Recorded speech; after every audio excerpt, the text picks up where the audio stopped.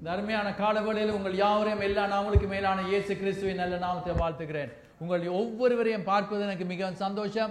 உங்களுக்கு சந்தோஷமா இருந்தால் பக்கத்தில் இருக்கிறவளை பார்த்து சொல்லுங்கள், nice to see you in the house of God. ஆண்டவருடைய வீட்டில் உங்களை பார்ப்பது எனக்கு சந்தோஷம் என்று சொல்லுங்க. It's a joyful day. ஒரு மன மகிழ்ச்சியின் நாளாக இருக்கிற தயவு யாவரும் அமருங்கள். கிறிஸ்துமஸ் என்று சொல்லும் வேளையிலே ஒரு சந்தோஷம் இருக்கிறது, ஆரவாரம் இருக்கிறது, பாடல்கள் இருக்கிறது, எப்பொழுதும் நல்ல நல்ல சாப்பாடுகள் இருக்கிறது, எப்பொழுதும் என்ன கிறிஸ்துமஸ் என்று தெரியாமலும் கொண்டாடுகிறவர்கள் இருக்கிறார்கள். ஆனால் எங்களுக்கு தெரியும் கிறிஸ்துமஸ் என்றால் இயேசு கிறிஸ்து கடவுள் இந்த உலகத்தில் பிறந்ததை நாங்கள் நினைவு கூறுகிறோம். அவர் வந்தது நிமித்தமாக எங்களுக்கு ஆண்டவர் ஒரு பெரிய விடுதலையை தந்திருக்கிறார், ஆசீர்வாதத்தை தந்திருக்கிறார். அதை குறித்து நாங்கள் நினைவு கூறுகிறோம். ஆகவே தான் கிறிஸ்துமஸ் என்று சொல்லும் வேளையில நாங்கள் சந்தோஷம் அடைகிறோம். எல்லாரும் கண்களை மூடி நாங்கள் இப்பொழுது கர்த்தரை நோக்கி நாங்கள் பார்க்க போறோம். Let us close our eyes and ask the Lord to bless the word. இந்த கால வேளையில கர்த்தர் தம்முடைய வார்த்தையை எங்களுக்கு ஆசீர்வாதமாக்கி தர வேண்டும் என்று சொல்லி நாங்கள் ஜெபம் பண்ண போறோம். எங்களை நேசிக்கிற எங்களுடைய அருமையான தாப்பனே, இந்த காலவெளியில நீங்க இந்த இடத்துல அசவாடி கொண்டிருப்பதற்காக ஸ்தோத்திரம். கூட்டிக் கொண்டு வந்திருக்கிற ஒவ்வொருவருக்காக உங்களுக்கு நன்றி என்று சொல்லுகிறேன். ஒவ்வொரு மகனையும் மகளையும் ஆண்டவர் தொட்டு ஆசீர்வதிக்க போறதுக்காகவும் இந்த வார்த்தைகளை யூடியூப்ல கேட்கிறவர்கள் யார் இருந்தாலும் அவர்களுடைய வாழ்க்கையில் ஒரு மாறுதலை ஏற்படுத்தும்படி கேட்கிறேன். ஆண்டவர் உங்கள் மேல கண்களை வைத்தவர்கள் ஒரு நாளும் வெட்கப்பட்டு போவது இல்லை என்பதை கண்டிருக்கிறோம். உங்களை நோக்கி பார்த்தவர்கள் அவர்களுடைய முகங்கள் பிரகாசிக்கிறது என்பதை காணுகிறோம். இன்றைக்கு அதிசயங்களை மக்களுக்கு செய்யும்படி கேட்கிறேன். வேதனையோடு கவலையோடு பிரச்சனையோடு வந்திருக்கிறவர்களுக்கு அற்புதமான முறையில் விடுதலையை இன்றைக்கு கொடுக்கும்படி கேட்கிறேன். உங்களுடைய நாமம் மகிமை அடையட்டும். இயேசுவின் நாமத்தினால எல்லா இருதயங்களும் திறக்கப்பட்டதா இருப்பதாக இயேசுவின் நல்ல நாமத்தில் இவைகளை கேட்கிறோம் பிதாவே, ஆமென். ஆண்டவராய் இயேசு கிறிஸ்து இந்த உலகத்தில் இருக்கும் வழியில் சொன்ன ஒரு காரியம், காதுள்ளவன் கேட்க கடவன். அங்க காதில்லாதவங்களா வந்தாங்க, சில செவிடர்கள் வந்தார்கள். ஆனா அந்த செவிடர்களுக்கு ஆண்டவர் அற்புதமான முறையில் காதுகளை திறந்து விட்டார். அவர்கள் கேட்கக்கூடியதா செய்தார். ஆனால் என்னென்றா காது இருந்தாலும் அவர்கள் அதை கேட்பது இல்லை, என்ன சொன்னாங்கள் என்றது கவனிப்பது இல்லை. மனம் அங்கே போய்விடும். சில கிழமைகளுக்கு முன்பதாக பைபிள் ஸ்டடியில் அருமையான அங்க கபில் அவர் அங்க வார்த்தையை கொடுக்கும் போல சொன்னார், நீங்க இங்கத்தான் இருப்பீங்கள், ஆனால் உங்களோட மனம் வேறு இடங்களுக்கு எல்லாம் செல்லும் என்று. சிலாக்கள் சொல்றதை நான் கேட்டுக்கிற மனம் ஒரு குரங்கண்டு. ஆனா நான் விசுவாசிக்கிற மனம் நல்ல ஒரு மனம் ஆண்டவர் எங்களுக்கு தந்திருக்கிறார். எங்களுடைய இருதயங்கள் எல்லாம் கர்த்தருக்கு பக்கம் திருப்பிக் கொள்ளணும். எங்களுடைய இருதயம் திறக்கப்பட்டுதான் இருக்கணும், செவிகள் திறக்கப்பட்டுதான் இருக்கணும். எங்களுடைய எண்ணங்கள் அங்கெங்க போக விடாமல் அதை முழுமையாக நாங்கள் ஆளுகை செய்ய வேண்டியவர்களா இருக்கிறோம். ஏனென்று சொன்னால் கடவுளுடைய வார்த்தையை கேட்டும் அதை வடிவாக அவர்களுடைய உள்ளத்துக்குள்ள போக முதலே சத்ருவானவன் வந்து எடுத்து போடுவான் என்று சொல்லி ஆண்டவர் அந்த உவமைகள்ல ஒன்றில் சொல்லி இருக்கிறார். ஆகவே வசனம் எங்களுடைய இருதயத்துல விழுந்து 30, 60, 100 பலன் கொடுக்க வேண்டும். அது பலன் கொடுக்கும். எங்களுடைய வாழ்க்கை மாற வேண்டும் என்று சொன்னால் இந்த வசனம் ஒன்றுதான் எங்களை மாற்றும். ஆண்டவருடைய வசனத்துல நாங்கள் பார்க்கிறோம், யோவான் எழுதின சுவிசேஷத்தில் இவ்விதமாக சொல்லப்பட்டிருக்கிறது, ஆதியில வார்த்தை இருந்தது, அந்த வார்த்தை தேவனிடத்தில் இருந்தது, அந்த வார்த்தை தேவனாய் இருந்தது. ஆகவே வார்த்தை தான் இயேசு, இயேசு தான் வார்த்தை. ஆகவே வார்த்தையை கேட்கும் வழியில இயேசு அற்புதங்களை செய்வார் என்று சொல்லும் வழியில அவர் கடவுள் மாம்சத்தில் வந்தவரை நாங்கள் இயேசு என்று சொல்லுகிறோம். ஆகவே வசனம் ஒரு மனுஷனை மாற்றும். இந்த வசனம் எங்களை வழிநடத்தும், இந்த வசனம் எங்களை உயர்த்தும், இந்த வசனம் சகலவற்றையும் செய்யும் என்பதை நான் விசுவாசிக்கிறேன். இந்த கால வேளையில அங்க நாங்கள் பார்க்கிறோம் என்னவென்று சொன்னால், கிறிஸ்துமஸ் என்று சொன்னோன்னே எல்லாரும் என்ன செய்கிறார்கள் என்று சொன்னால் வீடுகள் எல்லாம் வடிவாக லைட்ஸ் போட்டு வடிவாக டெக்கரேட் பண்ணுகிறார்கள். நாங்கள் இன்றைக்கு இந்த காலவெளியில் பார்க்கும் வேளையிலேயே இந்த இடத்துல இந்த கோகனட் ட்ரீ, இந்த பாம் ட்ரீஸ்ல நீங்க பார்க்குறீங்க லைட்ஸ் எல்லாம் போடப்பட்டிருக்குது. இங்க நீங்க பார்ப்பீங்கள் என்று சொன்னா இந்த முன்னுக்கு இந்த இடத்துல லைட் போட்டிருக்குது. இந்த ஸ்டெப்ஸ் கிட்ட எல்லா இடத்துலையும் லைட்ஸை போடப்பட்டிருக்கிறத நாங்கள் காணக்கூடியதா இருக்கு. லைட்டிங், கிறிஸ்துமஸ் ட்ரீ வந்தோடனே என்ன செய்கிறோம், கிறிஸ்துமஸ் ட்ரீல டெக்கரேஷன்ல ஒன்று லைட்டிங்கும் போடுவோம். ஆகவே என்னத்துக்கு அந்த லைட்ஸ் போடுறோம் என்று சொன்னா தெரியாது, ஏனென்று தெரியாது. ஆனா நான் இன்றைக்கு உங்களுக்கு சொல்லி தருகிறேன், இயேசுவே உலகத்துக்கு வெளிச்சமாக அவர் இருக்கிறார். அவரே எங்களுக்கு ஒளியா இருக்கிறார். யோவான் எழுதின சுவிசேஷம் 8ஆம் அதிகாரம் 12ஆம் வசனத்துல நாங்க காணக்கூடியதா இருக்குது. ஜான்ஸ் காஸ்பல் சாப்டர் 8 அங்க 12ஆம் வசனத்துல இவ்விதமாக சொல்லப்பட்டிருக்கிறதை நாங்கள் கேட்போம். சொல்லப்படுகிறது என்னவென்று சொன்னால், இயேசு ஜனங்களை பார்த்து சொல்லுகிறார் என்னவென்றால், நான் உலகத்துக்கு ஒளியாய் இருக்கிறேன் என்று சொல்லுகிறார். ஆகவே நாம் விசுவாசிக்கிற இன்றைக்கு அந்த ஒளியை குறித்து நாங்கள் பேச போகிறோம். ஏசாயாவின் புஸ்தகம் 9ஆம் அதிகாரத்துக்கு திருப்பிக் கொள்வோம். ஃபாஸ்டா எடுக்கிறவர்கள் எடுத்து நீங்க வாசிக்க போறீங்க, சத்தமா வாசிப்பீங்க. ஏசாயாவின் புஸ்தகம் 9ஆம் அதிகாரம் 2ஆம் வசனத்தை வாசித்து பார்க்கும் வேளையில அங்க சொல்லப்படுகிறது என்னவென்று சொன்னால், இருள நடக்கிற ஜனங்கள் பெரிய வெளிச்சத்தை கண்டார்கள் என்று சொல்லி காணக்கூடியதா இருக்கிறது. அங்க நாங்கள் பார்க்கிறோம், 1ஆம் வசனத்தில் நாங்கள் பார்க்கிறோம், வாசியுங்கள். ஆகிலும்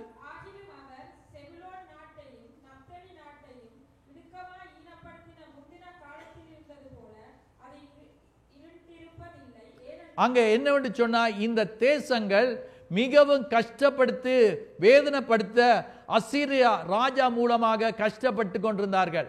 அவருடைய வாழ்க்கை இருளாக இருந்தது. இப்பொழுது நாங்கள் பார்க்கிறோம் சில நாடுகளில் அங்க அவர்களுக்கு இருளாகத்தான் இருக்கிறது. அவர்களுக்கு நம்பிக்கை இல்லை, என்ன செய்யன்னு தெரியாது. அவருடைய வீடுகள் எல்லாம் தாறுமாறாக அடிபட்டு உடைகிறது. மக்கள் நடக்கும் வேளையிலேயே விழுந்து குண்டுகள் விழுந்து அவர்கள் மரித்து போகிறதை காணக்கூடியதா இருக்கிறது. ஒரு நல்ல காரியம் இல்லை. தேவ ஜனங்கள் இவ்விதமாக கஷ்டப்பட்டு கொண்டிருந்ததை அந்த 1ஆம் வசனத்தில் சொல்லப்பட்டிருக்கிறது. வாசியுங்கள். இருண்டிருந்தது, ஏனென்றால்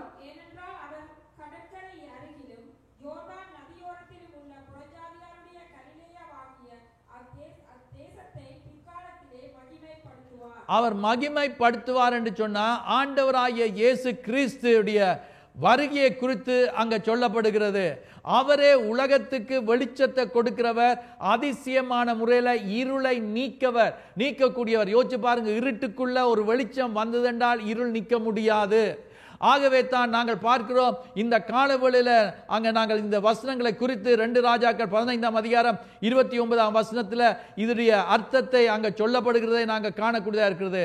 மத்திய எழுதின சுவிசேஷம் 4ஆம் அதிகாரத்துக்கு திருப்பிக் கொள்வோம் என்று சொன்னா 12ஆம் வசனம் தொடக்கம் 15ஆம் வசனம் மட்டும் வாசித்து பார்க்கும் வேளையில மத்தேயு 4:12 தொடக்கம் 15, Matthew chapter 4 verses 12 to 15 அங்க பார்க்கிறோம் என்னவென்று சொன்னால்,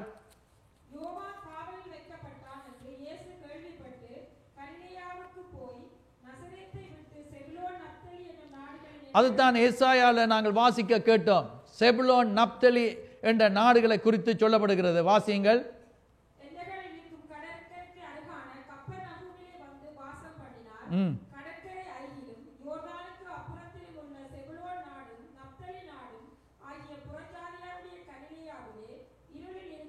இருளில் இருக்கும் ஜனங்கள், கஷ்டப்பட்டு கொண்டு இருக்கிற ஜனங்கள், வேதனையோடு இருக்கிற ஜனங்கள், கஷ்டம், எத்தனை கஷ்டங்கள் கூட நாங்கள் போகிறோம் என்பது எங்களுக்கு மாத்திரம் தெரியும், மற்றவர்களுக்கு தெரியாது. என்ன கஷ்டம் என்பது ஒவ்வொருவருக்கும், சின்ன பிள்ளைக்கு கூட ஒரு கஷ்டம் இருக்குது. ஹோம்ஒர்க் முடிக்கலையேண்டா ஒரு கஷ்டம் இருக்குது. அடுத்த நாள் ஸ்கூலுக்கு போக மாட்டேன்னு நிற்கிறதுக்கு காரணம் என்னன்னா ஹோம்ஒர்க் முடிக்கவில்லையான்னு சொல்லி. ஆகவே பாருங்கள், ஒவ்வொருவருக்கும் ஒவ்வொரு கஷ்டம் இருக்குது. ஆனால் இந்த காலவெளியில் என்னுடைய கதாநாயகனாகிய இயேசு கிறிஸ்து, அவரே எங்களுடைய வாழ்க்கையில வெளிச்சத்தை கொடுக்க வந்தவர். இன்றைக்கு அற்புதமான முறையில் இன்றைக்கு நாங்கள் இந்த மெழுகுவர்த்தியை பற்ற வைக்கும் வேளையில இயேசு கிறிஸ்து வந்ததை குறித்து ஞாபகத்தில் வைக்கிறது மாத்திரமல்ல, அவர் செய்ய வல்லவராய் இருக்கிறார், வெளிச்சத்தை கொடுக்கிறவராய் இருக்கிறார். ஆகவே தான் நாங்கள் பார்க்கிறோம், இருளில் இருக்கும் ஜனங்கள் பெரிய வெளிச்சத்தை கண்டார்கள். அடுத்தது, மரண இருளின் திசையில் இருக்கிறவர்களுக்கு வெளிச்சம் உதித்தது. இருள், மரண இருளுக்குள்ள இருக்கிறவர்களுக்கு வெளிச்சம் உதித்தது என்பதை காணக்கூடியதா இருக்கிறது. இன்றைக்கு தேவனுடைய வார்த்தையை நாங்கள் படித்து பார்க்கும் வேளையில எத்தனையோ பேருடைய வாழ்க்கையில பணம் இருந்தாலும் சமாதானம் இல்லை, நிம்மதி இல்லை. கொஞ்ச நேரம் சந்தோஷம் இருக்கிறது, ஆனால் அந்த சந்தோஷம் கொஞ்ச நேரத்தில் கெட்டு போகிறதை காணக்கூடியதா இருக்கிறது. மது போதைகளை எடுக்கிறார்கள். மது போதை எடுக்கும் வேளையில நல்லாத்தான் இருக்கிறது, ஆனால் அதனுடைய முடிவை பார்க்கும் வேளையில சில ஆட்களை குறித்து நீங்க கேள்விப்பட்டு கொண்டிருக்கிறீங்க. கொஞ்சம் பேர் இல்ல, அநேகமான மக்கள் மரித்து கொண்டு இருக்கிறதை காணக்கூடியதாக இருக்கிறது. இன்றைக்கு அருமையான தேவனுடைய பிள்ளைகளே, நாங்கள் பார்க்கக்கூடியதாக இருக்கிறது என்னவென்று சொன்னால், எத்தனையோ பேர் இன்றைக்கு கொஞ்ச நேரம் சந்தோஷத்துக்காக மதுபானத்தை எடுத்து அங்க குடிக்கிறார்கள். வேற சிற்றின்பங்கள்ல கொண்டாடுகிறார்கள், நல்ல சாப்பிடுகிறார்கள், நல்ல கொண்டாடுகிறார்கள், மக்களோடு இணைந்து கொண்டாடுகிறார்கள். ஆனால் அவருடைய வாழ்க்கையில நாங்கள் பார்க்கக்கூடியதாக இருக்கிறது என்னவென்று சொன்னால் சந்தோஷம் இல்லை, சமாதானம் இல்லை. எல்லாம் பாருங்க, மது போதைகளை எடுக்கிறவர்கள் கொஞ்ச நேரத்துக்கு நல்லா ஹையா இருப்பார்களாம், அதுக்கு பிறகு என்ன நடக்குமா, கீழுக்கு வந்துடுவாங்க. வந்தோடனே இன்னும் அதை விட கூடுதலான மது போதைகளை எடுக்க வேண்டும். இன்றைக்கு இதை குறித்து இலங்கையில் சொல்லப்பட்டிருக்கிறது என்னன்னு சொன்னால், ஐஸ் என்று சொல்லப்படுகிற மது போதை பயங்கரமாக எடுபட்டு கொண்டு இருக்கிறது. அவர்களுக்கு மரணம் தான் ஏற்படுகிறது, மரித்து கொண்டிருக்கிறார்கள். சகோதரனே சகோதரிய, இதிலிருந்து விடுதலை கொடுக்க எவ்வளவு தான் ட்ரை பண்ணாலும் ட்ரீட் பண்ணாலும் முடியாமல் எத்தனையோ பேர் திரும்ப திரும்ப கொஞ்ச காலம் இருக்கிறார்கள். வாலிபர்கள் மாத்திரமல்ல, பெரியவர்கள் கூட இதில் பங்கு பெறுகிறார்கள், இதை உபயோகிக்கிறார்கள் என்று கேள்விப்பட்டு கொண்டிருக்கிறோம். ஆனால் அருமையான தேவனுடைய பிள்ளைகளே, தேவனுடைய வார்த்தை சொல்கிறது, கர்த்தராகிய இயேசு கிறிஸ்து ஒருவனை விடுதலை ஆக்கினால் அவன் மெய்யாகவே விடுதலை பெற்றவனாய் இருக்கிறான். இந்த கால வேளையில நாங்கள் சில வேளையில மது போதைகளை அங்க பாவிக்கிறவர்களாக இருக்க மாட்டோம். ஆனால் எங்களுடைய வாழ்க்கையில சில துட்பழக்க வழக்கங்களுக்குள்ள அகப்பட்டவர்களாக ஒருவருக்குமே தெரியாதென்று யோசித்துக் கொண்டு அதோடு போராடி கொண்டிருக்கலாம் யாராயிலும். சில வேளைகளில் சிலருடைய வாழ்க்கையில பொய்ய நெடுகளுமே சொல்லுகிறவர்கள், பொய் சொல்லக்கூடாது என்று யோசிப்போம், ஆனா பொய் சொல்லிடுவோம். சில வேளைகளை களவெடுக்க கூடாது என்று யோசிக்கிறோம், ஆனால் களவெடுத்து விடுகிறோம். ஏமாற்றக்கூடாது என்று யோசிக்கிறோம், ஆனால் ஏமாற்றி விடுகிறோம். இன்றைக்கு செய்யக்கூடாது என்று நினைக்கிறத பாருங்கள். ஒரு குடிக்காரன் அவன் என்ன செய்கிறான், இதை விட்டுவிட வேண்டும் என்று சொல்லி குடியை நிப்பாட்டுகிறான். நிப்பாட்டி சில மாதங்களுக்குள்ளாக அல்லாவிட்ட ஒரு சில வருஷங்கள்ல திரும்பவும் குடிக்க ஆரம்பித்து விடுகிறான். எனக்கு தெரியும், சில ஆட்களை குறித்து சொல்லி இருக்கிறார்கள், அவர்கள் நல்லா இருக்கிறார்கள், நான் கேட்பேன், விசாரிப்பேன் அவர்கள் எப்படி இருக்கிறார்கள் என்று. சொன்னார்கள், இப்பொழுது விட்டுட்டு இருக்கிறார் குடிய, ஆனா கொஞ்ச காலத்துல திரும்ப கேள்விப்பட்டா பயங்கரமான குடி.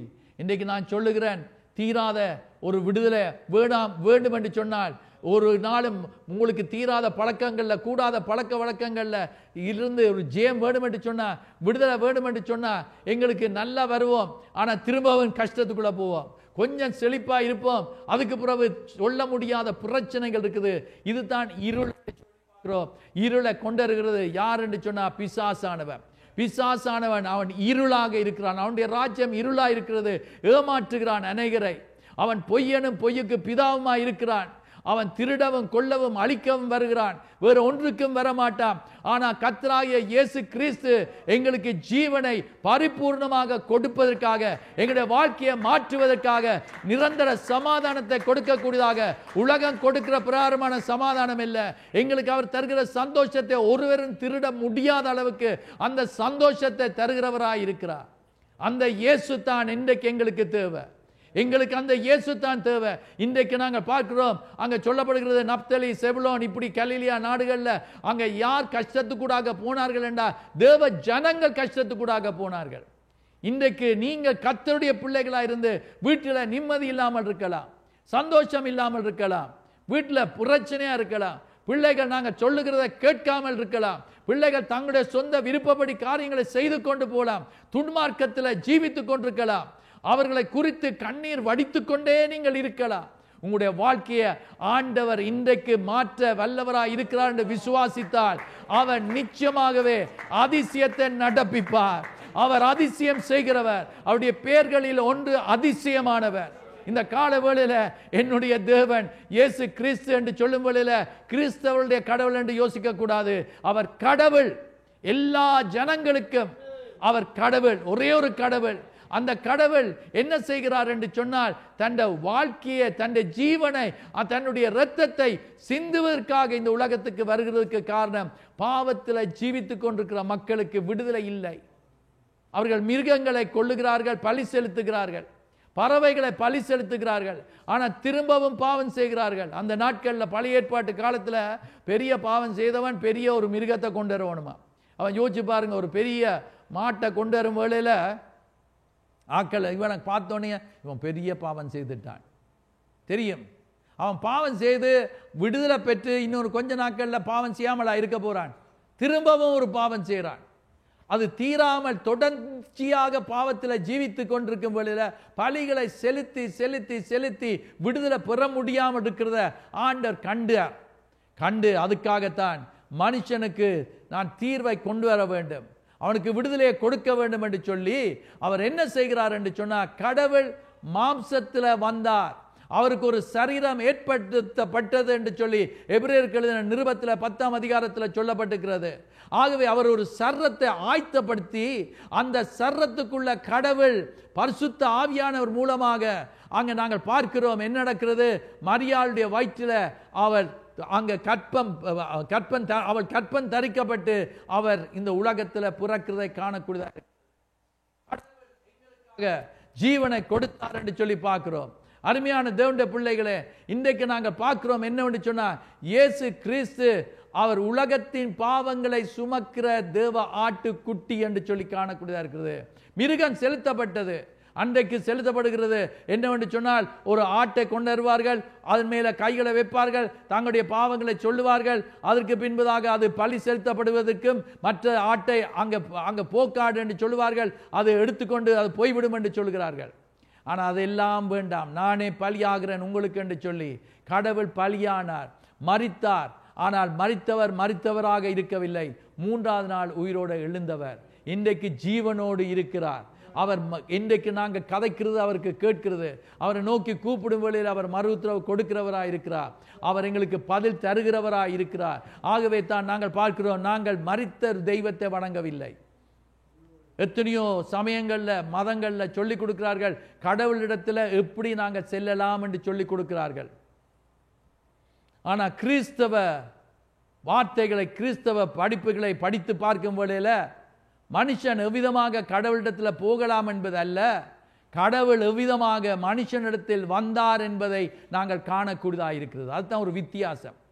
அந்த தேவன் எங்களை தேடி வந்தார், மனுஷனை சிருஷ்டித்தவர் மனுஷனை தேடி வந்ததை குறித்து தான் இந்த நாட்களில் நாங்கள் கொண்டாடுகிறோம் கிறிஸ்துமஸ் என்று சொல்லி.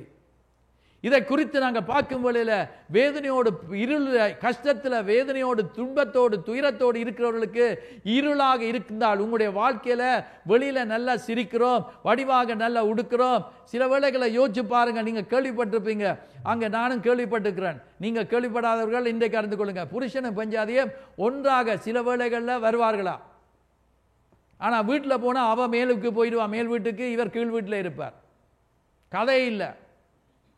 சொல்ல போனால் எத்தனையோ கவலையான காரியங்கள், நடிகர்கள் எத்தனையோ பேர் ஆலயத்துக்குள்ளேயே இருக்கிறார்கள், நான் கேள்விப்பட்டிருக்கிறேன், வாசிச்சிருக்கிறேன். இன்றைக்கு நான் சொல்லுகிறேன் என்னவென்று சொன்னால், நான் சொல்லுகிறது எத்தனையோ பேருடைய வீட்டில் நிம்மதி இல்லை, பெற்றாருக்கும் பிள்ளைகளுக்கும் இடையில் ஒரு ஐக்கியம் இல்லை, இருளாக இருக்கிறது, வாழ்க்கையை இருண்டு போயிருக்குது. என்னத்துக்கு நாம் வாழ வேண்டும், என்னத்துக்கு நான் ஜீவனோடு இருக்க வேண்டும்? சிலரை குறித்து நாங்கள் பார்க்கும் வழியில் அவர்கள் இந்த வாழ்க்கை வேண்டாம் என்று சொல்லி தங்களுடைய உயிரை மாய்த்து கொள்ளுகிறார்கள்.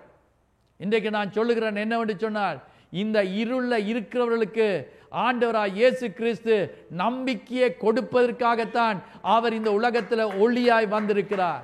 மகனே, மகளே, நான் உன்னை சிருஷ்டித்தேன், உன்னுடைய பாவத்திலிருந்து உன்னை விடுதலையாக்க நான் வந்திருக்கிறேன்.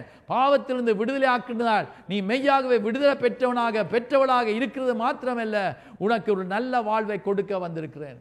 வேத புஸ்தகத்தில் நாங்கள் காணக்கூடியதாக இருக்கிறது. லூக்கா எழுதின சுவிசேஷம் 7ஆம் அதிகாரத்தில் நாயினூர் என்று சொல்லப்படுகிற அந்த இடத்துல ஒரு விதவை இருந்தாள் என்று சொல்லி பார்க்கிறோம். அவள் கைம்பெண்ணா இருந்தாள் என்று வேத புஸ்தகம் சொல்லுகிறது. விதவை ஆக இருக்கிறாள். அவளுக்கு ஒரே ஒரு மகன் இருக்கிறதை காணக்கூடியதாக இருக்கிறது. ஆனால் அந்த மகன் இறந்து போய்விட்டான்.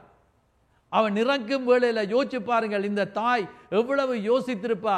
எனக்கு ஒரு மகன் இருக்கிறான், அவன் என்னை காப்பாற்றுவான், அவன் வேலை செய்வான், என்னை போஷிப்பான், எனக்கு உதவியா இருப்பான், எனக்கு தேவை எல்லாவற்றையும் அவன் சந்திப்பான் என்று அந்த மகனில் எவ்வளவு நம்பிக்கை வைத்திருந்திருப்பான்.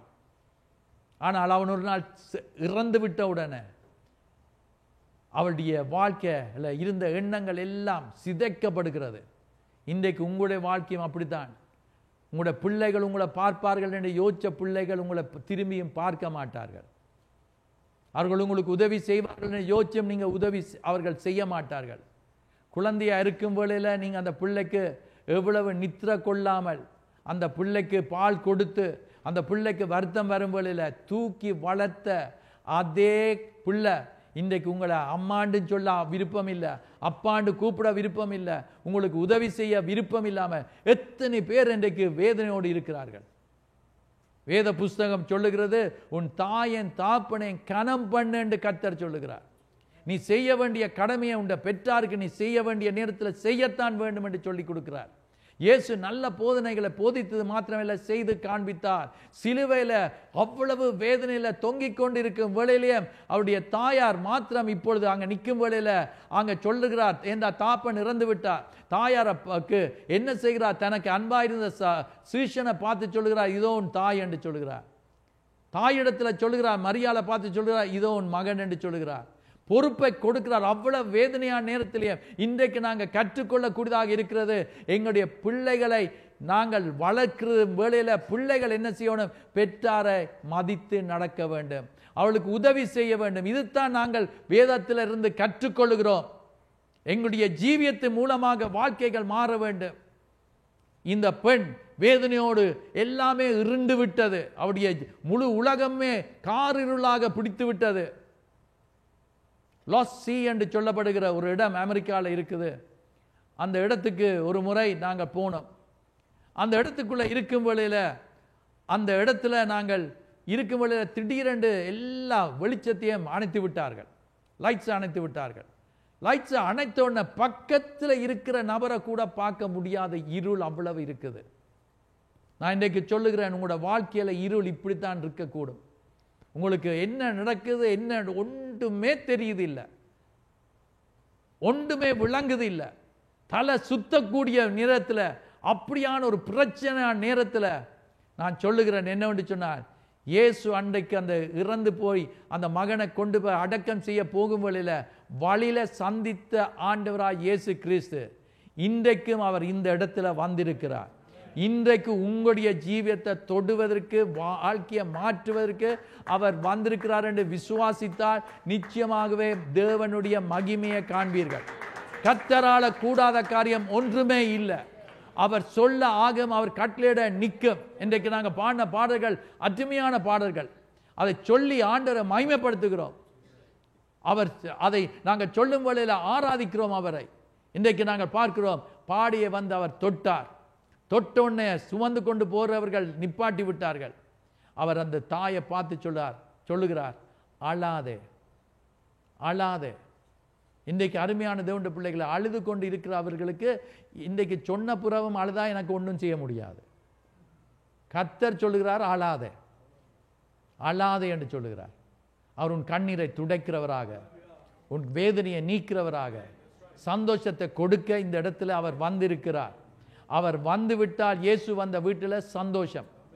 அங்கே என்ன நடக்கிறது என்று சொன்னால், அந்த மகனை உயிரோடு அவர் எழுப்பி கொடுத்தார். எல்லாரும் ஆச்சரியப்பட்டார்கள். அந்த தாய்க்கு எவ்வளவு சந்தோஷமா இருந்திருக்கு. இயேசுடைய காலில் விழுந்து கும்பிட்டிருப்பாள்.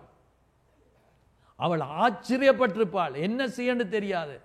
இழந்து விட்டேன், என்ற வாழ்க்கை எல்லாம் போய்விட்டது என்று யோசனை, முடிந்து விட்டது என்று யோசனை, என்ற மகன் இல்லை என்று யோசனை.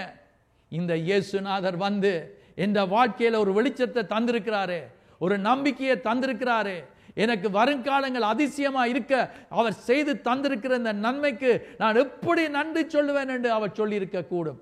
அவளுக்கு என்ன செய்யண்டே தெரியாமல் இருந்திருக்கலாம். அந்த இயேசு தான் இன்றைக்கு இந்த இடத்துல எல்லாமே மாற போகக்கூடிய விதத்தில், ஒன்றுமே உங்களுக்கு சரியில்லாமல் போய்கொண்டிருக்கிற நேரத்தில் அவர் வெளிச்சத்தை கொடுக்கிறவர். அவர் உலகத்துக்கு நானே ஒளியா இருக்கிறேன் என்று சொன்னவர். அங்க 9ஆம் அதிகாரம் ஏசாயால 2ஆம் வசனத்தில் வாசித்து பார்க்கும்போது, இருள இருக்கிற மக்கள் அவர்கள் வெளிச்சத்தை காணக்கூடியதாக ஆண்டவர் செய்கிறவரா இருக்கிறார் என்பதை காணும் வேளையில், அருமையான தேவனுடைய பிள்ளைகளே, தேவனுடைய வசனத்திலிருந்து பார்க்கிறோம், எப்பொழுதும் என்னவென்று சொன்னா, நுகத்திலிருந்து விடுதலை கொடுக்கிறவர், பாரத்திலிருந்து, வேதனையிலிருந்து. அதான் மத்தேயு எழுதின சுவிசேஷம் 11ஆம் அதிகாரம் 28ஆம் வசனம் சொல்லுகிறது, வருத்தப்பட்டு பாரம் சுமக்கிறவர்களே, வருத்தப்பட்டு பாரம் சுமக்கிறவர்களே, கஷ்டப்பட்டு வேதனையோடு இருக்கிறவர்களே, வேதனையோடு இருக்கிறவர்களே, இருதயம் வெடிக்கிற அளவுக்கு இருக்கிற கஷ்டம் ஒருத்தருக்கும் தெரியாது. நான் அழுது கொண்டு இருக்கிறேன், கண்ணீர் வடித்துக் கொண்டிருக்கிறேன், என்னுடைய துக்கத்தை ஒருவரோடும் பகிர்ந்து கொள்ள முடியாதா இருக்கிறது. அவ்வளவு வெடிக்கக்கூடிய பிரச்சனைகளின் மத்தியில் இருக்கிற யாராயிலும் இந்த இடத்துல இருப்பீங்கள் என்று சொன்னார். ஆண்டவர் சொல்லுகிறார், வருத்தப்பட்டு பாரம் சுமக்கிறவர்களே, நீங்கள் எல்லாரும் என்னிடத்தில் வாருங்கள். இயேசு சொல்கிறார், என்னிடத்தில் வாருங்கள். உங்களுக்கு சொல்ல முடியாத பாரங்கள், சொல்ல முடியாத கவலைகள், நீங்கள் எவ்வளோ நாள் ஜெபம் பண்ணியும் விடுதலை கிடைக்க முடியாமல் இருக்கக்கூடும். ஆனால் இயேசு இன்றைக்கு அவர் சித்தமுள்ளவராக இருக்கிறார். டிசம்பர் மாதம் 1ஆம் தேதி நாங்கள் வந்திருக்கிறோம் 2024 கடைசி மாதம். இந்த வருஷத்தில் இந்த 1ஆம் தேதியில நல்ல இடத்துல நீங்க நிக்கிறீங்க, நல்ல இடத்துக்கு வந்திருக்கிறீங்க. நல்ல தேவன் நல்ல காரியங்களை செய்ய அவர் இருக்கிறார். அவர் சொல்லுகிறார், வருத்தப்பட்டு பாருங்க சுமக்கிறவர்களே, நீங்கள் எல்லாரும் என்னிடத்தில் வாருங்கள், நான் உங்களுக்கு இளைப்பாறுதலை தருவேன் என்று சொல்லுகிறார். அவர் சொன்னது தான். ஒரு வார்த்தை சொன்னால் போதும், அது நடக்கும். ஒரு வார்த்தை சொல்லிவிட்டால், அவருடைய வார்த்தைகள்ல நிறைய வசனங்கள் சொல்லப்பட்டிருக்கிறது. அவர் சொல்ல ஆகும், அவர் கட்டளையிட நிற்கும். அவர் பொய்யுரையாத தேவன், மனமாறாத தேவன், சொன்னதை நிறைவேற்றுகிற தேவன். இன்றைக்கு உங்களுடைய வீட்டில், உங்களுடைய குடும்பத்தில், உங்களுடைய தனிப்பட்ட வாழ்க்கையில் இருக்கிற இருள் நீங்குவதற்கு இயேசு தான் வழி என்பது மாத்திரமல்ல, இயேசு தான் பதில். அவர் தான் எங்களுக்கு விடுதலை கொடுக்கிறவராக இருக்கிறார். யோபின் புஸ்தகம் 16ஆம் அதிகாரம் 16ஆம் வசனத்தின் கடைசி பகுதியை வாசித்து பார்க்கும் வேளையில் அங்கே சொல்லப்படுகிற யோபு 16 கடைசி பகுதியில், மரண இருள் என் கண்ணிமைகளின் மேல் உண்டாயிருக்கிறது என்று சொல்லுகிறார். அவருடைய வாழ்க்கையில யோபு என்று சொல்லப்படுகிற மனுஷன் ஒரு பெரிய ஐஸ்வர்யவானா இருந்தார், பெரிய ஒரு பணக்காரனா இருந்தார்.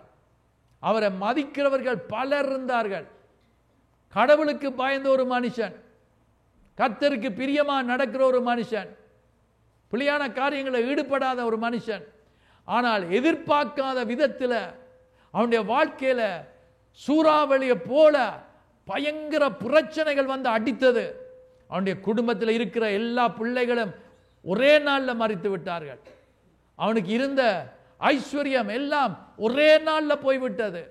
எல்லாவற்றையும் அவன் இழந்து விட்டான். எல்லாவற்றையும் இழந்து வேதனையோடு நிற்கும் வேளையில் அவனுடைய சரத்திலேயே அவனுக்கு தீராத நோய் வந்து விட்டது. அருமையான தேவனுடைய பிள்ளைகளே, கர்த்தருடைய வசனம் சொல்லுகிறது, நீதிமானா இருக்கிறவர்கள், இயேசுவின் நீதியை தரித்திருக்கிறவர்கள், எங்களுடைய நீதி அல்ல, நீதிமான்களாக அவருடைய நீதியை தரித்திருக்கிறோம் நாங்கள். நீதிமான்களுக்கு வரும் துன்பங்கள் அநேகமாயிருக்குமா? யோசிக்க வேண்டாம், நாங்கள் எங்களுக்கு துன்பம் வராது என்று, கிறிஸ்தவர்களுக்கு வேதனை வராது, கிறிஸ்தவர்களுக்கு பிரச்சனை வராது, கிறிஸ்தவர்களுக்கு கஷ்டம் வராது, கிறிஸ்தவர்களுக்கு வியாதி வராது என்று யோசிக்க வேண்டாம். எங்களுக்கு அநேகமான பிரச்சனைகள் வரும். ஆனால் எங்களை விசாரிக்கிறவர் இன்னார் என்பதை நாங்கள் அறிந்திருக்கிறோம். எங்கள் மேல தன்னுடைய கண்களை எப்பொழுதும் நோக்கமாக வைத்திருக்கிறவர். நீதிமான்கள் மேல அவருடைய கண்கள் எப்பொழுதும் நோக்கமாக இருக்கிறது. அவருடைய கூப்பிடுதலுக்கு அவருடைய செவி திறந்திருக்கிறது என்பதை நாங்கள் அறிந்திருக்கிறோம். ஆண்டவர் அந்த நீதிமானுக்கு வருகிற துன்பங்கள் எல்லாவற்றிலும் இருந்து அவனை விடுதலை ஆக்குற தேவன். அவர் வெற்றியை தருவார். உங்களுடைய ஜீவியத்தில் எத்தனை பிரச்சனைகள் இருந்தாலும், எவ்வளவு கஷ்டங்கள் இருந்தாலும், இந்த கால வேளையில் இயேசுவை இறுக பிடிக்கும் வேளையில், நான் ஆண்டவரே என்னுடைய ஜீவியத்தில் உம்மைத்தான் நான் நம்பி இருக்கிறேன், உம்மைத்தான் நான் பிடித்திருக்கிறேன் என்று சொல்லும் வேளையில் அந்த பக்தன் தான் சொல்லுகிறார், மரண இருள் என் கண்ணிமைகளின் மேல் உண்டாயிருக்கிறது. எல்லாம் இருளா இருக்குது, மரணம் வந்து விட்டது, எனக்கு என்ன செய்ய தெரியாது. ஒருவரும் எனக்கு முன்பு மதிப்பு கொடுக்கிறவர்கள் இப்பொழுது மதிப்பு கொடுக்க மாட்டார்கள். ஒரு காலத்தில் நான் ஆலோசனை கொடுத்தேன், நான் இப்பொழுது ஆலோசனைக்கு வரமாட்டார்கள். இப்பொழுது என்னுடைய சர்வமும் அங்கே நாசமா போய்விட்டது, வருத்தம் வந்து விட்டது, வியாதியோடு இருக்கிறேன். மனைவிக்கு அவரை வைத்து பார்க்க கூட முடியாமல் அவர் சொல்லுகிறார், நீர் என்ன செய்யும், நீர் இனி கடவுளை தூஷித்து விட்டு நீர் ஸ்தோத்திரம் ஸ்தோத்திரம் என்று சொல்லிக் கொண்டிருக்காம இப்ப என்னண்டா கடவுளை தூஷித்து விட்டு நீ செத்துப்போ என்று சொல்லுகிறார். யோசிச்சு பாருங்க, ஆறுதல் கிடைக்கும் என்று யோசிக்கிறோம், அந்த இடத்துல இருந்து ஆறுதல் அல்ல, வேதனை தான் வருகிறது. இன்றைக்கு ஆறுதல் கொடுக்கிற தேவன் அவர் தம்முடைய வார்த்தை கூடாக எங்களை தேற்றுகிறவராயிருக்கிறார். ஒரு தாய் தன் பாலகனை மறப்பாளோ, அவள் மறந்தாலும் நான் மறவேன் என்று சொன்னவர் அவர் உங்களையும் என்னையும் குறித்து அவர் அதிக கரிசனை உடையவராக இருக்கிறார். எல்லாரும் எழுந்து நின்று ஒரு பாடலை பாடுவோம். ஒரு தாய் தேற்றுவது போல் என் நேசர் தேற்றுவார். ஒரு தாய் தேற்றுவது போல் என் நேசம் தேற்றுவார். மார்போடு அணைப்பாரே, மனக்கவலை தீர்ப்பாரே. மார்போடு அணைப்பாரே, மனக்கவலை தீர்ப்பாரே. ஒரு தாய் தேற்றுவது போல் என் நேசர் தேற்றுவார். ஒரு தாய் தேற்றுவது போல் என் இயேசு தேற்றுவார். அமருங்கள், தாய் செய்து அமருங்கள். என் தாயும் என் தாப்பனும் என்னை கைவிட்டாலும் கர்த்தர் என்னை சேர்த்துக் கொள்ளுவார். கேள்விப்பட்ட சில கிழமைகளுக்கு முன்பதாக ஒரு 4 மாத குழந்தை காணவில்லை என்று சொன்னார்களாம். அதற்கு பின்பதாக காயப்பட்ட ஒரு நிலையில் ஒரு அப்பார்ட்மெண்ட்டில் ஒரு பில்டிங்கில் கண்டு, இது டொரண்டோவில் நடந்தது. காயங்களோடு இருந்த அந்த பிள்ளை சில மணித்தியாலங்களில் ஆஸ்பத்திரிக்கு கொண்டு போய் மறித்து விட்டதா. யோசிச்சு பாருங்கள், என்ன நடந்தது என்பது தெரியாது. இன்றைக்கு நான் சொல்லுகிறேன், 4 மாத பிள்ளை தவள கூட முடியாது. பாருங்க, இன்றைக்கு தாய் தாப்பன் மாறிவிடலாம். ஆனால் இயேசுவின் அன்பு புனிதமான அன்பு.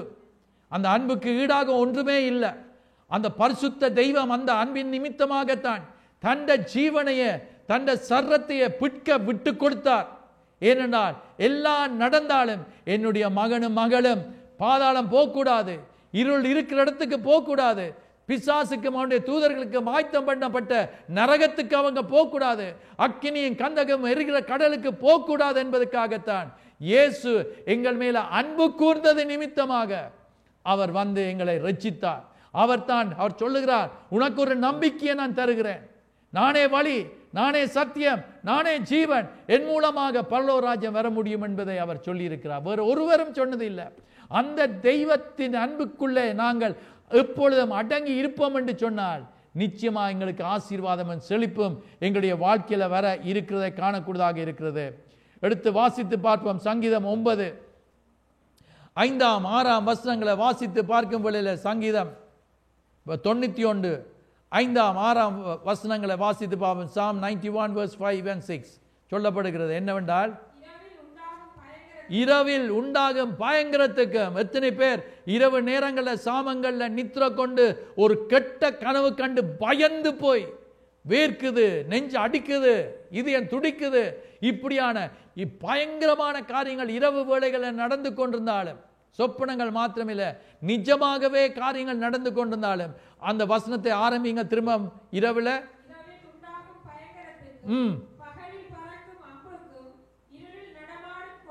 இருளில் நடமாடும் கொள்ள நோய். இன்றைக்கும் பாருங்கள், கொரோனா போய்விட்டது என்று யோசிக்க வேண்டாம். வேரியன்ஸ் என்று சொல்லுகிறார்கள், விதம் விதமான வருத்தங்கள் வருகிறார்கள், சளி வருகிறது, இருமல் வருகிறது, அது இன்னும் போகுதே இல்லை. எல்லா கைமருந்தும் செய்து வாய்த்தாச்சு, ஆனா போகுது இல்லை. வருத்தங்கள் இருக்குது, இன்றைக்கும் வியாதிகள் இருக்குது, என்ன நடக்குதுன்னு தெரியல. திடீரென்று சொல்லி மக்கள் மறிக்கிறார்கள், திடீரென்று சொல்லி ஆஸ்பத்திரியில் அனுமதிக்கிறார்கள்.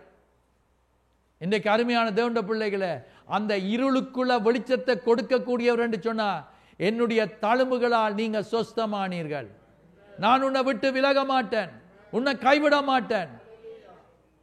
இரவிலையும் பகல்லையும் எப்பொழுதும் அங்க உறங்காமல் பார்த்து கொண்டிருக்கிற தேவன், இஸ்ரவேல் என்று சொல்லும் பொழுது தேவ ஜனங்களை பாதுகாக்கிற தேவன். இஸ்ரவேலை காக்கிறவர் உறங்குவதும் இல்லை, தூங்குவதும் இல்லை. ஒரு தாயானவள் எப்படி தன் பிள்ளைய எவ்வளவுக்கு கவனிப்பாலோ அதை விட அதிகமாக என்னுடைய இயேசு கவனிக்கிறவராயிருக்கிறார். இப்பொழுதும் இந்த நேரத்திலே உங்களுடைய உள்ளத்தில் இருக்கிற எல்லா விதமான எண்ணங்களையும் அவர் அறிந்தவராயிருக்கிறார். உங்களுக்குள்ள ஓடிக்கொண்டிருக்கிறது என்னை குறித்து இன்றைக்கு பேசிக்கொண்டிருக்கிறார். எந்த வாழ்க்கையில எந்த குடும்பத்தில் இது நிச்சயமா நடக்குமா என்று கேட்டுக்கொண்டிருக்கிறீங்க. அப்படி கேட்ட அந்த நபர் யாரா இருந்தாலும் ஆண்டவர் செய்வார் என்பதை இந்த காலவேளையில அவர் உரைக்கிறதை காணக்கூடியதாக இருக்கிறது. ஆகவே தான் நாங்கள் வாசித்து பார்க்கும் வேளையில எபேசியருக்கு எழுதின நிருபம் 5ஆம் அதிகாரம் எபிசியன்ஸ் சாப்டர் 5 8ஆம் 9ஆம் வசனங்களை வாசித்து பார்க்கும் வேளையில அங்க சொல்லப்படுகிறது என்னவென்று சொன்னா, வாசியுங்கள். எபேசியர் 5 8 9 வாசித்து பார்க்கும் வேளையில, அங்க நாங்கள் காணக்கூடியதா இருக்கிறது, முற்காலத்தில் நாங்கள் அந்தகாரத்தில் இருந்தோம் என்று சொல்லப்படுகிறது. அப்ப அந்த காலத்தில் எங்கே இருந்தோம்? பிசாசானவன், இருளானவன், அவன் எப்பொழுதும் என்னவென்று சொன்னா, அவன் எப்பொழுதும் மக்களை பாவம் செய்ய வைத்துக் கொண்டிருக்கிறது மாத்திரமல்ல, புலியாக வைத்துக் கொண்டிருக்கிறது மாத்திரமல்ல, அவருடைய கண்களை குருடாக்கி வைத்திருக்கிறான். நல்ல வழியை கண்டுபிடிக்காதபடி அவன் விட்டு கொடுப்பது இல்லை. இதுதான் வழியப்பா, இங்க வாங்க, இந்த இடத்துல வாங்க, ஏசப்பாவை ஏற்றுக்கொண்டீங்கன்னா ஏசப்பா உங்களோட வாழ்க்கையில் நல்ல காரியங்கள் செய்வார். அது என்னென்று நாங்கள் இப்படி வாருது. இன்றைக்கு பிசாசு தான் இப்படி செய்து கொண்டிருக்கிறார். சில ஆட்கள் நாங்கள் எல்லாம் பரம்பரை கிறிஸ்தவர்கள் என்று சொல்லிக் கொண்டிருக்கிறோம். ஆனால் எங்களுக்கு கர்த்தருடைய வார்த்தை நல்லா தெரியும் என்று சொல்லுவோம். ஆனால் வார்த்தையின்படி நடப்பது கிடையாது. போதருக்கே போதர் என்று சொல்லும் பொழுது பிரசங்கியார், போதிக்கிறவர், கற்றுக் கொடுக்கிறவர், டீச்சர், அவருக்கே அங்க மாணவன் படிப்பிச்சு கொடுக்கிற மாதிரி படிப்பிச்சு கொடுப்பாங்க. ஆனால் அந்த வசனங்கள்ல ஒன்றையும் செய்ய மாட்டார்கள். அந்த வசனத்தைப்படி நடக்க மாட்டார்கள். இன்றைக்கு கர்த்தர் எங்களோடு தான் பேசுகிறார். சுத்தமா இருக்கிறவன், பரிசுத்தமா இருக்கிறவன் இன்னும் பரிசுத்தத்துக்குள்ள நாளுக்கு நாள் மகிமையிலிருந்து மகிமைக்குள்ள வரக்கூடியதாக கர்த்தர் எங்கள் ஒவ்வொருவரையும் மாற்றுவாராக. இன்றைக்கு ஆண்டவர் இந்த நாள் ஒரு நல்ல நாள், இந்த மாதம் ஒரு நல்ல மாதம், இயேசு கிறிஸ்துடைய பிறப்பை நாங்கள் நினைவு கூறுகிற மாதம். இந்த மாதத்தில் ஆண்டவர் அதிசயங்களையும் அற்புதங்களையும் செய்கிறவராய் இருக்கிறார். 9ஆம் வசனத்தை வாசிப்போம். 5:9. அங்க என்னன்னு சொன்னா நாங்க காணக்கூடியதாக இருக்கிறது, ஆவியானவர், தேவ ஆவியானவர், கர்த்தருடைய ஆவியானவர் எப்பொழுதும் செம்மையான காரியங்களை, நன்மையான காரியங்களை நமக்கு நடப்பித்து தருகிறவராய் இருக்கிறார். ரோமர் 13ஆம் அதிகாரம், ரோமன் சாப்டர் 13 12ஆம் வசனத்தை வாசித்து பார்க்கும் வேளையில் ரோமர் 13:12 சொல்லப்பட்டிருக்கிறது.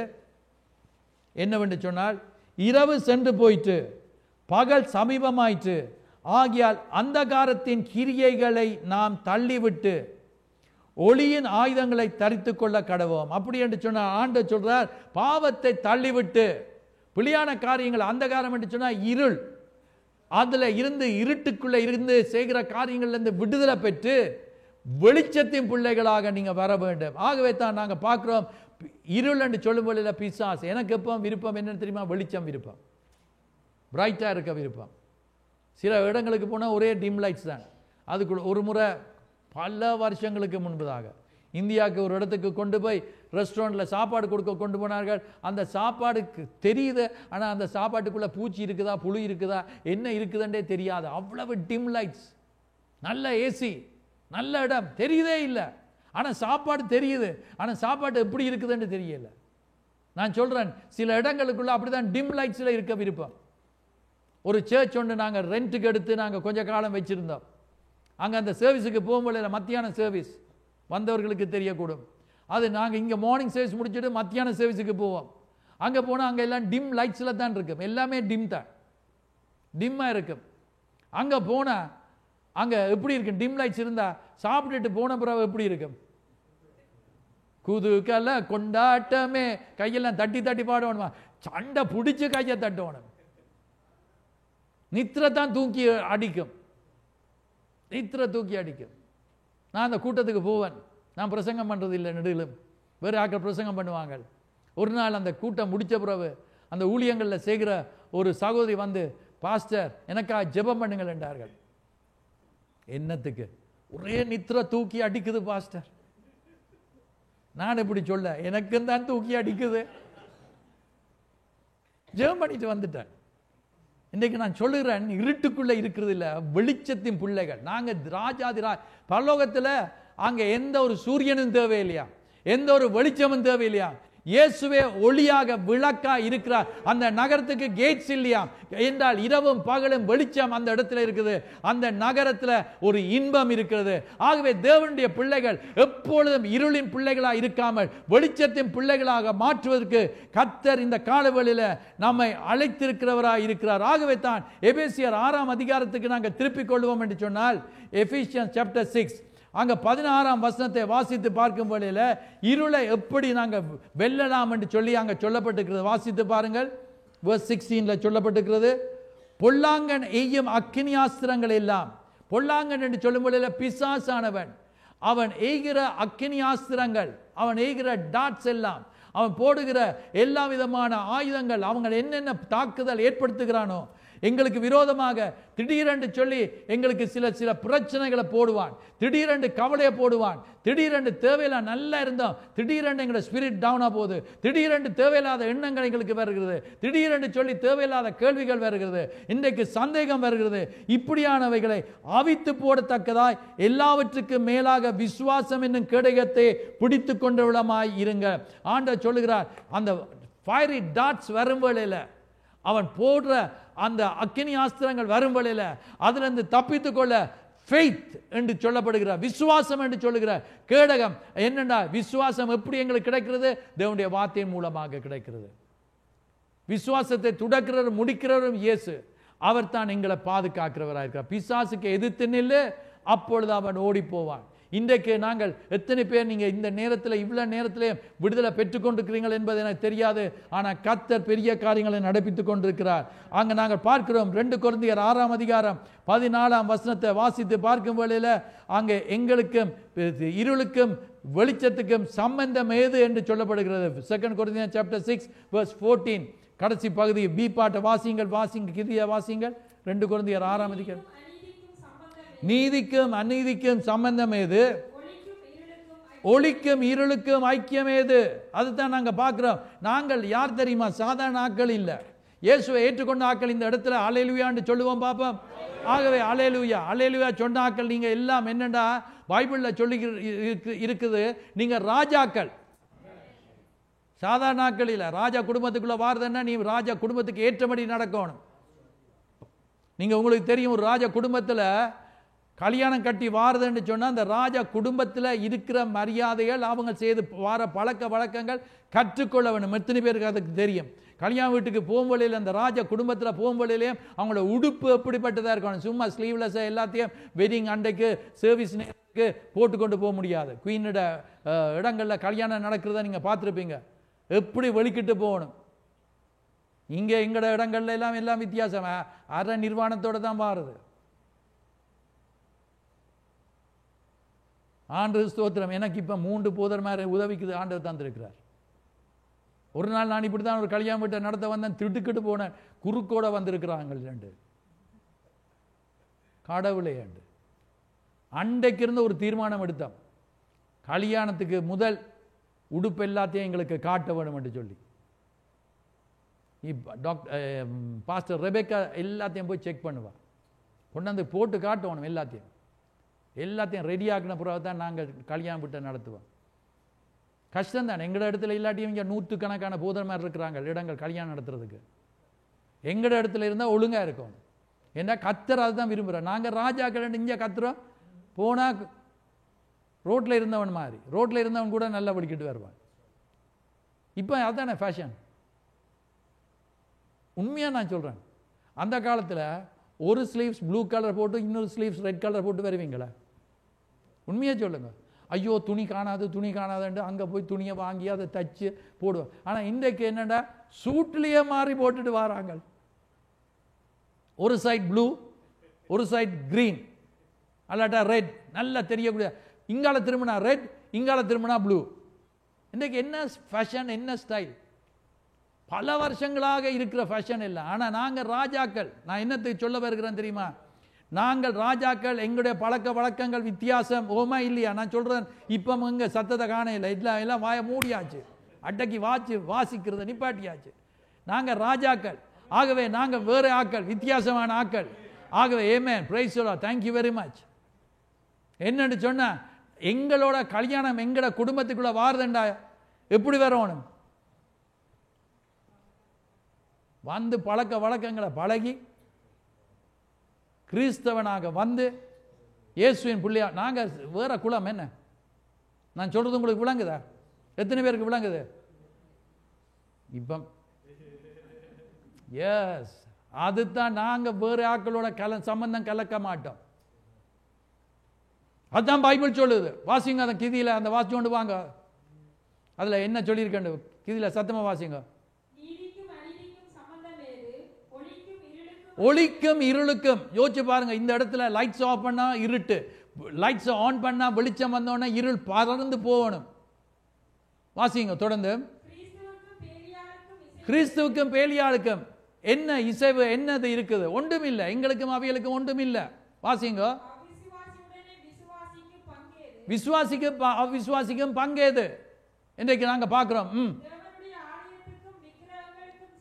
ஆண்டவர் சொல்லுகிறார், கடவுளுடைய ஆலயத்துக்கும் விக்கிரகங்களுக்கும் என்ன சம்பந்தம்? ஏது விக்கிரம் என்று சொல்லும் வேளையில யோசிச்சு பாருங்க. எங்களுடைய வாழ்க்கையில ஆண்டவராய் இயேசுவை தவிர வேற எந்த ஒரு காரியம், அது எங்களுடைய பிள்ளையா இருக்கலாம், வேலையா இருக்கலாம், விளையாட்டா இருக்கலாம், அல்லாவிட்டா வேற வாகனமா இருக்கலாம், எதுவா இருந்தாலும் அது விக்கிரமா இருக்கக்கூடாது. கடவுளுக்கும் எங்களுக்கும் இடையில ஒன்றும் வரக்கூடாது. இப்ப தியானிக்கிறத விட்டு போட்டு என்ன பாருங்க, எல்லாரும் கண்ணை திறந்து பாருங்க. சில ஆக்கள் அப்படியே பக்தா இதா பூலோகம் என்ற மாதிரி. நான் இவ்வளவு கத்தி கீழே இறங்கியும் பிரசங்கம் பண்ணேன், கண்ணை மூடி இழுத்து வாசிக்கண்டா. இங்கே ஒரு ஆள் சொல்லிச்சு ஒரு முறை, எங்களோட ஒர்க்கர்ஸுக்கு ஒரு சொன்னது, எனக்கு இங்கே சர்ச்சில் என்ன கொண்டாந்து முன்னுக்கு விட்டுட்டீங்க, ஆனால் எனக்கு இந்த சர்ச்சுக்கு வந்தால் தான் நித்திரை வருது. வீட்டில் நித்திரை இல்லையா? அப்போ வந்து சர்ச்சில் ஏறான். பிசாசுற வேலை என்னன்னு தெரியுமா? வார்த்தையை கேட்காதபடி நிப்பாட்டுறான். ஆனால் இன்றைக்கு உங்களுக்கு ஒரு நல்ல காலம். பக்கத்தில் இருக்கிற ஆளை சொல்லுங்க, எனக்கும் உங்களுக்கும் கர்த்தர் நல்ல காரியங்கள் செய்ய போகிறார். சொல்லுங்க, சத்தமாக சொல்லுங்க, இயேசு நல்ல காரியங்களை செய்ய போகிறார், பெரிய காரியங்களை செய்ய போகிறார். ஆமென். கர்த்தர் நன்மையான காரியங்களை நடப்பி. வாசிங்க. இப்போ அவர்களுக்குள்ள கர்த்தர் ராஜாதி ராஜா, சர்வ வல்லவர், கடவுள், ஒளி, அவர் நமக்குள்ள வாசம் செய்கிறவராய் இருப்பார். அவர்களுக்கு தேவனாயிருப்பேன், அவர்கள் என் ஜனங்களாய் இருப்பார்கள். ஆண்டவருடைய வசனம் சொல்லுகிறது. இன்றைக்கு அந்த ஒளி வரும்பொழுது அதிசயங்கள் நடக்கும் என்பதை காணக்கூடியதாக இருக்கிறது. யோவான் 1 அதிகாரத்துக்கு திருப்பிக் கொள்வோம் என்று சொன்னால் 4, 5 வசனங்களை வாசித்து பார்க்கும் பொழுது, Gospel of John chapter 4, அவருக்குள் ஜீவன் இருந்தது, அந்த ஜீவன் மனுஷருக்கு ஒளியாய் இருந்தது. அந்த ஒளி இருளிலே பிரகாசிக்கிறது. இருளானது அதை பற்றி கொள்ள முடியாது, பிசாசு பற்றி கொள்ள முடியாது. இயேசு உங்களுக்கு வந்தால் பிசாசு உங்களை வைத்துக் கொண்டிருக்க முடியாது. பிசாசு கையிலிருந்து விடுதலை வேணுமெண்டா இயேசு ஏற்றுக்கொண்டு அவருடைய வார்த்தையின்படி நான் விசுவாசிக்கிறேன், நடக்கும் போல ஞானஸ்நானம் எடுக்கும் போல ஆண்ட பெரிய காரியங்களை நடப்பிக்கிறவராக இருக்கிறார். இது கடவுளுடைய வார்த்தை. கடவுளுடைய வார்த்தையை மாறி நாங்கள் செய்ய முடியாது. இன்றைக்கு எத்தனையோ பேர் பணத்துக்காக ஊழியம் செய்கிறார்கள். எவ்வளவு வெட்கமான காரியம், எவ்வளவு வேதனையான காரியம். இழிவான ஆதாயத்துக்கு நாங்கள் ஊழியங்கள் செய்யக்கூடாது. ஊழியங்கள் செய்யும் வழியில் உள்ளதென்று சொல்ல வேண்டும், உண்மையை பேச வேண்டும், சத்தியத்தை அறிவீர்கள், சத்தியம் உங்களை விடுதலையாக்கும். என் ஜனங்கள் அறியாமையினால சங்காரமாய் போய்கொண்டிருக்கிறார்கள், அவளுக்கு வெளிச்சத்தை கொடுக்க நான் வந்திருக்கிறேன். அவர்கள் பாதாளம் போகக்கூடாது, தடுமாறக்கூடாது, பரலோக ராஜ்யம் வரக்கூடியவர்களாக இருக்க வேண்டும். நாளாந்தம் எங்களுடைய வாழ்க்கையில கர்த்தருக்கு பிரியமா நடப்பதற்கு அவருடைய வார்த்தையை வாசிக்கும் வழியில இதுவே வழி, இதே நடங்கள் என்ற சத்தத்தை கேட்டு நடக்கக்கூடியதாக கர்த்தர் எங்களுக்கு காண்பிப்பார். ஆண்டுடைய வசனம் எங்களுடைய கால்களுக்கு தீபமும் எங்களுடைய பாதைக்கு வெளிச்சமுமா இருக்குது என்று சொல்லி காணக்கூடியதாக இருக்கிறது. ஆகவே தான் நாங்கள் பார்க்கிறோம் என்னவென்று சொன்னா, விசுவாசிகள் அங்க இருள நடக்க முடியுமா? இல்லை. எல்லா விசுவாசிகளும் வெளிச்சத்தில் தான் வாழுவார்கள். யோவான் எழுதின சுவிசேஷம் 3 அதிகாரத்துக்கு திருப்பிக் கொள்வோம். 18 வசனத்திலிருந்து 21 வசனம் மட்டும் கிதில வாசிப்போம். இயேசுவை விசுவாசிக்கிறவன் ஆக்கினைக்குள்ளாக தீர்க்கப்பட மாட்டான். ஆனா இயேசுவை விசுவாசிக்காமல் இருக்கிறவனோ அவருடைய நாமத்தில் விசுவாசம் உள்ளவனா இராதபடியினால், இது நான் சொல்லவில்லை, இது கடவுளுடைய வார்த்தை. கொஞ்ச நேரத்துக்கு முன்பதாக வேதாமத்தை உயர்த்தி காண்பீங்கள் பட்டயம் என்று சொல்லி, இந்த பட்டயம் தான் எங்களை நியாயம் தீர்க்கும். ஆகவே தான் நாங்கள் சொல்லப்பட்டிருக்கிறது. அடுத்தது ஒளியானது மனுஷனுடைய கிரியைகள் பொல்லாதா இருக்குது. அவன் இன்றைக்கு பொல்லாங்கான், அவன் ஆக்களை வஞ்சிக்கிறவனா இருக்கிறான், ஏமாற்றுகிறவனா இருக்கிறான். இன்றைக்கு பாருங்கள், இந்த கேம்ஸ் விளையாடுறது. எனக்கு இந்த பேரன் கொண்டு வந்து என்ன, பாப்பா கமன் பிளே பண்ணுவான், எனக்கு நீ காட்டித்தான்வேன். அவன் காட்டி தந்தாலும் எனக்கு விளையாட தெரியல. அதுக்கிடையில ஒன்று பாஞ்சிடும், அங்கால ஒன்று கீழே விழுந்துடும். அங்கே கேமில் நான் சொல்கிறேன், இதை விளையாடி கொண்டிருக்கிறாங்க. இன்றைக்கு விளையாட விளையாட விளையாட என்ன நடக்குதுன்னு சொன்னால் பாருங்கள், பெரியவர்கள் விளையாடுறத கேள்விப்பட்டுக்கிறீங்களா? பெரியாக்கள் இந்த கேம் விளையாடுறத கேள்விப்பட்டுக்கிறீங்களா? கேள்விப்பட்டாக்கள் மாத்திரம் கையெழுத்துங்க பார்ப்போம். ஓகே, இவங்க என்ன செய்கிறாங்க? வேலைக்கும் போகாமல் இருக்கிறாங்க, இரவிரவா விளையாடுறாங்க. இப்போ அதை விளையாடி விளையாடிய பாருங்க, சூதாட்டம் போல காசுக்கு விளையாட தொடங்குறாங்க. பாதாளம் கொண்டு போகுது. சர்ச்சுக்கு வேண்டாம், வந்து படுத்து நித்திர கொள்றது சர்ச்சில். ஒன்றும் விளங்குறது இல்லை. I am not interested to come to church. Why are you not interested? I like the game. That's what the devil is doing, taking you to hell. I don't want to come to church. Who will say that? Will God's children say that? ஆண்டோட பிள்ளைகள் சொல்லுவாங்களா, I don't like to come to church? Church is a place where the children of God gather together and worship Him and praise Him and learn the word of God. ஆனா என்னன்னு சொன்னா, இன்றைக்கு I don't like to come to church. It's boring. உனக்கு மற்ற விளையாட்டுக்கு boring. One day it will take you to hell if you don't give your life to Jesus. If you don't surrender your life to Jesus, you will go to hell. I have Jesus also. I read the Bible, but more time I will be playing. இன்றைக்கு நான் சொல்லுகிறது சின்ன சின்ன விஷயங்கள் தான், கர்த்தரை விட்டு பிரித்து கொண்டு போகிற காரியங்கள். அதுக்காக பிள்ளைகள்கிட்ட போயிட்டு பாஸ்டர் சொன்னதை கேட்டியா, 2 கேம் பாய அந்த விளையாட்டு கேம்ஸை எடுக்க வேண்டாம், பறிக்க வேண்டாம். அவங்களுக்கு டைம் இருக்குது விளையாட. சொல்லிக் கொடுங்க, விளங்கி கொள்ளுங்க. அந்த கேம் விளையாடுறத கண்டுட்டு இந்த அபிசாஸ் சோத்திரம் அப்படியெல்லாம் தெரிய தேவையில்லை. இது கொஞ்சம் எக்ஸ்ட்ரீம். அது விளையாடலாம், ஆனால் கன நேரமாக அதுக்குள்ளேயே இருக்கக்கூடாது. பைபிளை வாசிக்கணும், ப்ரே பண்ணணும், கர்த்தருக்கு பிரியமாக நடக்கணும். அதைத்தான் நாங்கள் இன்றைக்கு கற்றுக்கொள்கிறோம். இன்றைக்கு தேவனுடைய வார்த்தையில வாசிங்க தொடர்ந்து.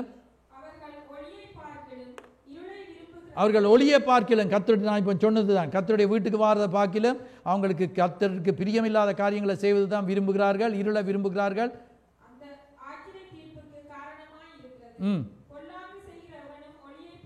பொல்லாங்கு செய்கிறவன், யாருக்கெல்லாம் பைபிள் ஸ்டடிக்கு வர விருப்பம் இல்லையோ, வேலை நிமித்தமாக கஷ்டம், அது வித்தியாசம். ஆனால் Bible study I don't like. Uncle என்று சொல்லக்கூடாது. Pastor Kapil will be teaching தியா and he will be telling, don't do that, don't do this என்று சொல்ற. Only he is speaking like that. Why is he praying and teaching? ஏனென்று சொன்னா he wants all of us to come to heaven. எல்லாரும் பரலோகத்துக்கு வரணும் என்பதுக்காக தான் அவர் teach பண்றார். I don't like youth meeting because now so and so is only taking, no one is there. என்ன உனக்கு பார்க்க ஆக்கள் மனுஷன் மாதிரி இல்லையா? ஒரு குருடனுக்கு ஆண்டர் கண்ணை திறக்கணும் ஜெபம் பண்ணிட்டு அவரை தொட்டு அவனுக்கு கண்ணு பார்வை அடைந்து, உனக்கு இப்போ அவன் எல்லாரையும் பார்க்குறீங்கடா அவன் சொன்ன, ஆக்களை எல்லாம் மரங்கள் போல பார்க்குறேன். அதான் சில ஆக்களுக்கு என்னென்னு சொன்னால், ஆக்கள் யூத் மீட்டிங்க்கு வரவோ அல்லாவிட்ட சில்ட்ரன்ஸ் மினிஸ்ட்ரியோ அல்லாட்ட ஃபாஸ்டிங் அண்ட் ப்ரேயருக்கோ வர விருப்பம் இல்லை. ஏன்னு சொன்னால் இதை பார்க்க எல்லாம் boring. There's no only few பீப்புளாக இருந்தால் என்ன, Jesus has promise, if 2 or 3 gather in my name I will be there. இயேசு வந்துடுவார். இயேசு வந்துட்டாருன்னா அங்கே பெரிய காரியங்கள். Last 6 days we were having fasting and prayer. It was great. 6 நாள் உபவாசம் இருந்து ஜெபம் பண்ணாங்க பிள்ளைகள். வல்லமையா இருந்தது, அதிசயமா இருந்தது. கர்த்தர் காரியங்கள் நடப்பித்தார். We give glory to God. வாசிங்க தொடர்ந்து.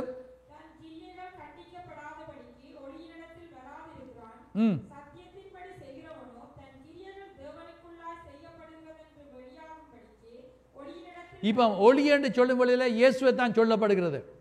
இயேசுவிடத்தில் வருகிறவன் அவன் ஆசீர்வதிக்கப்பட்ட மனுஷனா இருப்பான். கொலோசியர் 1:13 வாசித்து பார்க்கும் வேளையில, கொலோசியன் சாப்டர் 1 verse 13 வாசிக்கும் வேளையில, ஆண்டவர் எங்களை அந்தகாரத்திலிருந்து விடுதலை ஆக்கி இருக்கிறார். God has set us free. எத்தனை பேர் சொல்லுவீங்க I am free என்று சொல்லி? இன்றைக்கு நான் விடுதலை பெற்றிருக்கிறேன், இருளில் இருந்து விடுதலை பெற்றிருக்கிறேன். ஹல்லேலூயா. முன்பு நான் அப்படி செய்வேன் இப்படி செய்வேன், எனக்கு தெரியும் எப்படி சிலர் இருந்தீர்கள் என்று சொல்லி. உங்களோட சாட்சிகளை என்னோட பகிர்ந்திருக்கிறீங்க, எப்படி ஒரு காலத்தில் வாழ்ந்தீங்கள் என்று சொல்லி. ஆனால் இன்றைக்கு கர்த்தருக்கு உங்களை அர்ப்பணித்து you are learning to do things that are pleasing in the sight of God. ஆண்டவருக்கு பிரியமான காரியங்களை செய்ய கற்றுக்கொள்கிறீங்க. How many of you want to go to heaven என்று கேட்டால் எல்லாரும் கை உயர்த்துவோம். ஆனால் இந்த வசனத்தின்படி நடக்கிறவன் தான் பரலோகத்துக்கு போக முடியும். அதுதான் இன்றைக்கு அந்த வெளிச்சத்தை கொடுக்க வந்திருக்கிறார். அங்கே நாங்கள் பார்க்கிறோம் 1 பேதுரு 2:9 1 Peter chapter 2 verse 9. அந்தகாரத்தில் இருந்து வாசிங்க பாப்போம் எடுத்தவர்கள். 1 பேதுரு 2:9. அந்தகாரத்திலிருந்து இருள இருந்து ஆண்டவர் ஆச்சரியமான ஒளியின் இடத்துல கொண்டு வந்திருக்கிறார் என்று சொல்லும் வேளையில அது என்னத்தை சொல்லுகிறது என்று சொல்லி நாங்கள் காணக்கூடியதாக இருக்கிறது. இயேசு அண்டையில் வந்திருக்கிறீர்கள், அவருடைய புண்ணியங்களை அறிவிக்கும்படி தெரிந்து கொள்ளப்பட்ட சந்ததியாயும் பாருங்க சொல்லப்பட்டிருக்கிறது. நாங்கள் ராஜரிகமான ஆசாரிய கூட்டம்.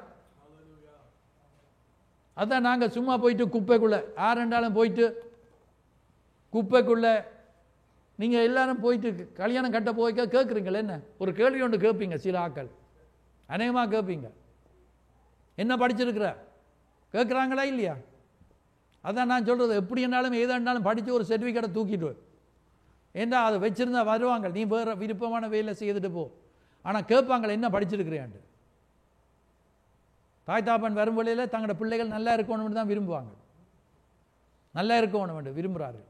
இன்றைக்கு நான் சொல்லுகிறேன் என்னென்னா, நாங்கள் கேட்க வேண்டிய இன்னொரு கேள்வி என்னன்னு சொன்னால், நீங்கள் இயேசுவின் பிள்ளையா? என்னுடைய தாப்பனார் இடத்துல ஒருவர் வந்து கல்யாணம் கட்டுவதற்கு வந்த நேரத்தில் என்னுடைய தாப்பனார் கேட்டார், அவர் கிறிஸ்தவரா, இயேசுவை ஏற்றுக்கொண்டவரா? அவங்கள பதில் என்ன தெரியுமா? நான் அந்த எந்த சபைன்னு சொல்ல மாட்டேன், ஆனால் அவர் இந்த பெந்தைக்கோஸ்து சபை, எந்த பெந்தைக்கோஸ்து சபைன்னு சொல்ல மாட்டேன், இந்த பெந்தைக்கோஸ்து சபைக்கு அவர்கிட்ட அம்மா போகிறது.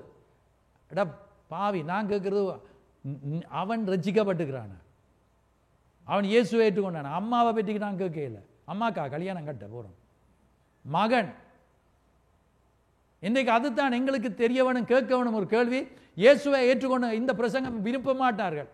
நான் பிரசங்கம் பண்ணுற பிரசங்கங்கள் விருப்பம் இல்லை. மற்ற ப்ரீச்சர்ஸை இப்போ கூப்பிடுறாங்க, வந்து ப்ரீச் பண்ணுங்கொண்டு, என்ன நல்ல ஃபன்னாக இருக்குது, கையை தட்டுறாங்க, காலை தட்டுறாங்க, எல்லாத்தையும் உதறி தள்ளுறாங்க. ஆனால் நான் பிரசங்கம் பண்ணுகிற பிரசங்கம் விருப்பம் இல்லை. காரணம் என்னென்னா, I'm a volt fashion preacher. உங்களுக்கு விருப்பமோ இல்லையோ, தட் இஸ் த ட்ரூத். ஏன்னா the truth will set you free. சத்தியம் உங்களை விடுதலையாக்கும். தீமோத்தேயுக்கு எழுதின நிருபத்துக்கு திருப்பிக் கொள்வோம். அங்கே நாங்கள் காணக்கூடியதாக இருக்குது, வசனத்தில் சொல்லப்படுகிறது. 2 தீமோத்தி சாப்டர் 4 verse 3, 4ஆம் அதிகாரம் 3ஆம் வசனத்தை வாசித்து பார்ப்போம். ஆரோக்கியமான உபதேசத்தை பொறுக்க மனதில்லாமல்.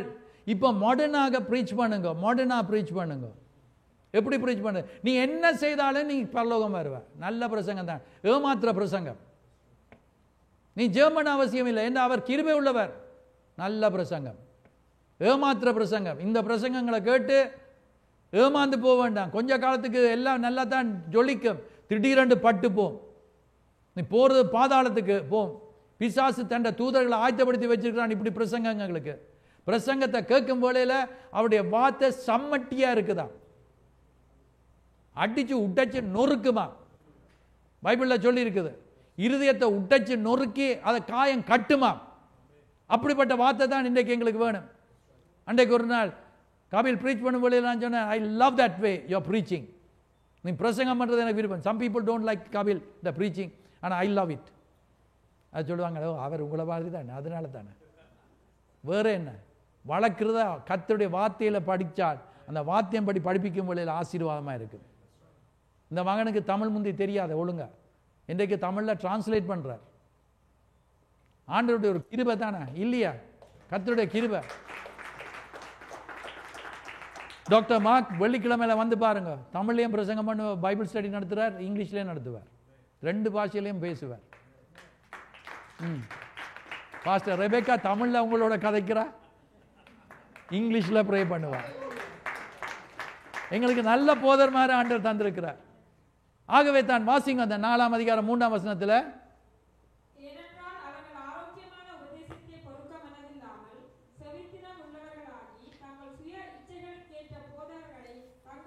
தங்களுக்கு சேர்த்துக்கொள்ற போதர்மார் என்ன தெரியுமா?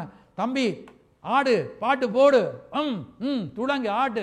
பாஸ்டருமே சேர்ந்து ஆடுறார். நான் இப்போ சொல்லி கொடுத்து கொண்டிருக்கிறேன் என்னடா, சில கல்யாண வீடுகளுக்கு நாங்கள் ரிசப்ஷனுக்கு போகக்கூடாது இனிமேல். ஏன்னா அங்கே என்ன செய்துட்டு அவங்க பாதாளம் போகிறவங்க ஒன்றும் செய்யலை. நாங்கள் அங்கே இருந்தவொன்னா நாங்களும் அதுக்கு உடந்தே இருக்கிறோம் என்ன. ஆனால் சர்ச்சுக்கு வரைக்கும் சினிமா பாட்டு போட மாட்டேன், உலக பாட்டு போட மாட்டேன். சர்ச்சுக்கு வரைக்கும் நாங்கள் சொல்கிற மாதிரி பாட்டுகளை பாடிட்டு போவேன். இன்றைக்கு நான் சொல்லுகிறேன் என்னென்னு சொன்னால், டபுள் லைஃப் வாழ முடியாது. ரெண்டு விதமான வாழ்க்கை நடத்த முடியாது. இங்கே வந்தா அல்லேலூயா, பின்னுக்கு போனால் ஏதோ ஒன்று சொல்லி போட்டு போயிடுவான். இன்றைக்கு அருமையான தேவனுடைய பிள்ளைகளே, தேவனுடைய வார்த்தை இருபுறமும் கருக்குள்ள, எந்த பட்டியத்திலும் கருக்குள்ளதாக இருக்குது. ஆவியம் ஆத்மாவையும் அது பிரிக்கக்கூடியதாக கிரியை நடக்கிறது. தேவனுடைய வசனம் எங்களுக்கு புடமிட்டப்பட்ட பொன்னிலும் பசும் பொன்னிலும் தேனிலும் மதுரமானது. அதுதான் எங்களுக்கு ஆசீர்வாதத்தை கொடுக்கிறது.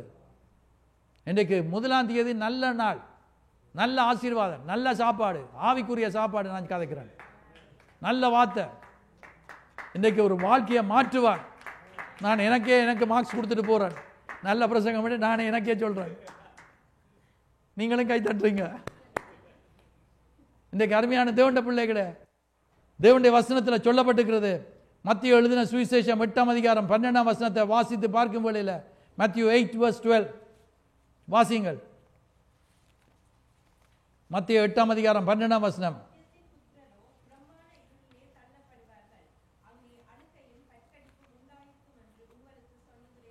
அங்க நாங்க காணக்கூடியதாக இருக்கிறது எப்படி இருக்குமா? 12ஆம் வசனத்துல ராஜ்யத்தின் புத்திரர் என்று சொல்லும் வேளையில கிறிஸ்தவர்கள் என்று சொல்லப்படுகிறவர்கள், அவர்கள் எப்படிப்பட்டவர்களாக இருப்பார்கள்? கர்த்தருடைய வசனத்தின்படி நடக்காம இருந்தால் புறம்பான இருள தள்ளப்படுவார்கள், அங்கே அழுகையும் பற்கடிப்பும் உண்டாயிருக்கும் என்று உங்களுக்கு சொல்லுகிறேன். இங்கே இருக்க எல்லாம் ஸ்வீட்டா தான் இருக்கும், ஆனால் அங்க கடைசியா நெருப்பு தான் இருக்கும். அந்த இடத்துல போனா நெருப்புல நாங்க நிக்க முடியாது. புழு சாவாத இடம், வெந்து போகாத இடம், அந்த நெருப்பு அக்கினி அணையாது. கொஞ்ச காலத்துக்கு இல்ல, இப்பொழுது சதா காலத்துக்கு உபத்திரப்படுத்துற இடம்.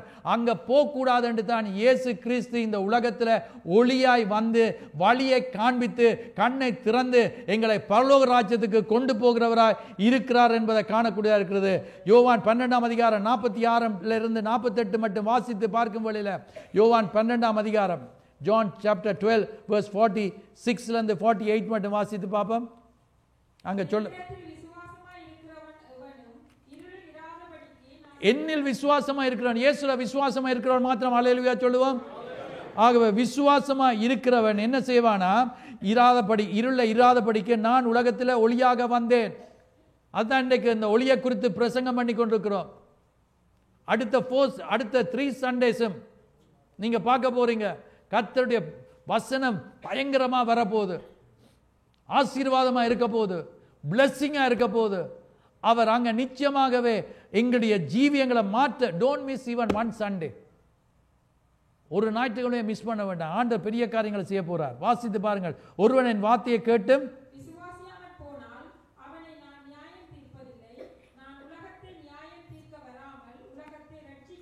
அடா அப்பாடா, அவர் எங்களை நியாயம் தீர்க்க வர இல்லையான்னு சொல்றார்.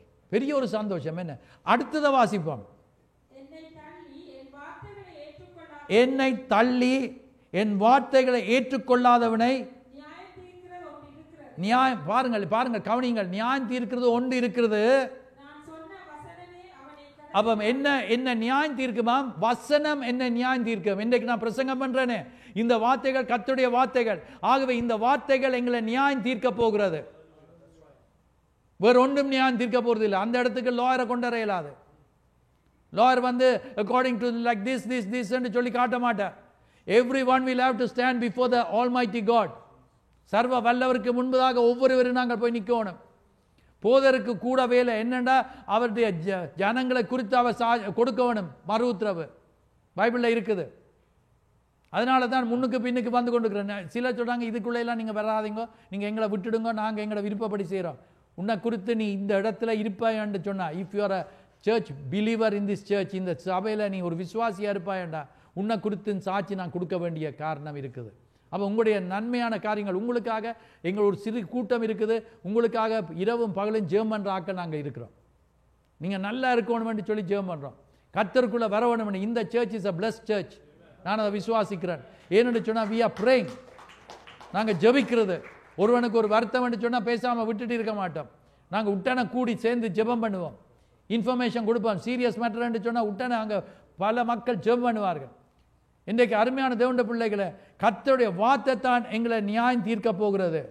ஆகவே தான் இந்த கால வேளையில் இந்த வெளிச்சம் எங்களுடைய வாழ்க்கையை மாற்றுவதாக. ஏசாயாவின் புஸ்தகம் 42ஆம் அதிகாரத்துக்கு திருப்பிக் கொள்வோம். ஐசியா 42 நான் வாசிக்கிறேன். 16ஆம் வசனத்தின் கடைசி பகுதியை நான் வாசிக்கிறேன். ஐசையா 42 கடைசியின் அந்த 16ஆம் வசனத்தின் கடைசி பகுதியை வாசிக்கிறேன். என்னென்றால், அவர்களுக்கு முன்பாக இருளை வெளிச்சமும் கோணலை செவ்வையமாக்குவேன். இந்த காரியங்களை நான் அவர்களுக்கு செய்து அவர்களை கைவிடாதிருப்பேன். ஆண்டவர் எங்களுக்கு வாக்கு கொடுக்கிறார். என்னவென்று சொன்னால், இருளை வெளிச்சமாக்குவார். உங்களோட வாழ்க்கையில் இருக்கிற இருள், 2 ராஜாக்களின் புஸ்தகம் 4ஆம் அதிகாரத்தில் பார்க்கிறோம். ஒரு தீர்க்கதரிசி புத்திரனுடைய, அதாவது ஒரு தீர்க்கதரிசி அவருடைய மனைவி வந்து சொல்லுகிறார் எலிசா கிட்ட, அவர் கடன் வாங்கினார், இப்பொழுது இந்த பிள்ளைகளை கொண்டு போகிறாங்க, எல்லாம் இருளாக இருக்குது. ஆனால் கடவுளுடைய மனுஷன் சொன்னதை கேட்டு செய்தபடினால அவளுடைய பிள்ளைகளும் அவவும் குடி இருந்தார்கள், சந்தோஷமாக இருந்தார்கள். சுருக்கமாக சொல்லி முடித்துட்டேன், வீட்டை போய் வாசி பாருங்கள். இன்றைக்கு அருமையான தேவனுடைய பிள்ளைகள், அதுதான் கர்த்தர் சொல்கிறார், இருளை வெளிச்சமாக்குவேன், கோணலை செவ்வையாக்குவேன். உங்களோட வாழ்க்கையில் நல்லா இல்லாமல் போய்கொண்டிருக்குது, அதை செவ்வைப்படுத்துவேன். நான் அவர்களுக்கு செய்து அவர்களை கைவிடாதிருப்பேன். அவர் சொன்னது தான், அவர் கைவிடவே மாட்டார். எல்லாரும் எழுந்து நிற்போம். இயேசுவே வழி பரலோகத்துக்கு போகிறதுக்கு. இயேசுவின் ரத்தம் சகல பாவங்களை நீக்கி நம்மை சுத்திகரிக்கும். இன்றைக்கு நாங்கள் பாடும்போது ஐ என்ஜாய் தட் சாங். எந்த சாங்? At the cross. தெரியும், நல்லா இருந்தது. தெரியாத ஆக்கள் பார்த்து யோசிச்சு கொண்டு இருந்தீங்க. ஆனால் உண்மையாகவே கர்த்தர் கைவிடவே மாட்டார். பக்கத்தில் இருக்கிற ஆளை பார்த்து சொல்லுங்க, இயேசு என்னையும் உங்களையும் அவருடைய வார்த்தையின்படி நடக்க கிருபை அளிப்பாராக. நாங்கள் கைவிடப்பட மாட்டோம், கைவிடப்பட மாட்டோம். நாங்கள் கர்த்தருடைய வார்த்தையின்படி நடந்தால் கைவிட மாட்டோம், கைவிடப்பட மாட்டோம். எல்லாம் சேர்ந்து பாடுவோமா? இயேசு என்னை கைவிட மாட்டார், இயேசு என்னை கைவிட மாட்டார். கடும் புயல் வரினும் பெருங்காற்று வீசினும் இயேசு என்னை கைவிட மாட்டார். He will never let go my hand, He will never let go my hand. Though the storms may come and the winds may blow, He will never let go my hand. எல்லாரும் ஒன்றை சொல்லுங்க, வழக்கத்தில் சொல்லி சொல்லி ஜெபம் பண்ணுங்க. ஒவ்வொரு நாளும் சொல்லி ஜெபம் பண்ணுங்க. பாருங்க, ஒரு வசனம் இருக்கு, தேசமே